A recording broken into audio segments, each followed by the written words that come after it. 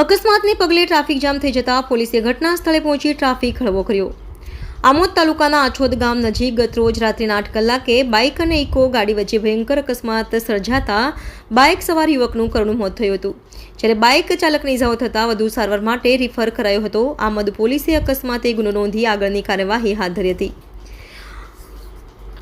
Amod police સૂત્રોના જણાવ્યા અનુસાર આમોદમાં સાઉન્ડ સિસ્ટમની દુકાન ચલાવતા જનીલ પટેલને સાઉન્ડ સિસ્ટમનો થોડો સામાન ઘટતો હતો, જેથી માઇક અને વાયરો લેવા માટે મામાના દીકરા મિલન અક્ષરભાઈ પટેલ રહેવાસી દીનદયાળ સોસાયટી પાલનપુર પાટિયા સુરત તાલુકો જિલ્લો સુરત તથા સમીર શાહ રફીક્ષા દીવાન રહેવાસી આમોદ ગુંદાફળિયું તાલુકો આમોદ જિલ્લો ભરૂચનાઓને વાગરા તાલુકાના પાલડી ગામે બાઇક લઈને સામાન લેવા ગયા હતા।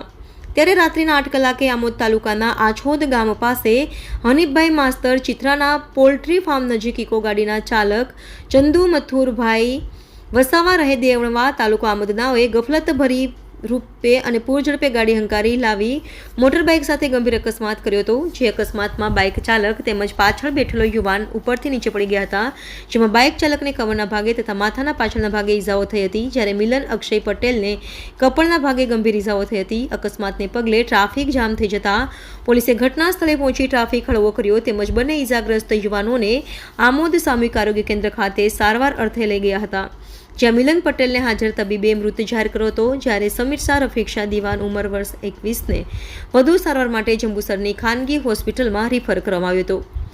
આમોદ પોલીસે ઇકો ગાડીના ચાલક સામે ગુનો નોંધી આગળની તપાસ હાથ ધરી હતી। રિપોર્ટર રવિ સૈયદ, તહેલકા ન્યૂઝ, આમોદ।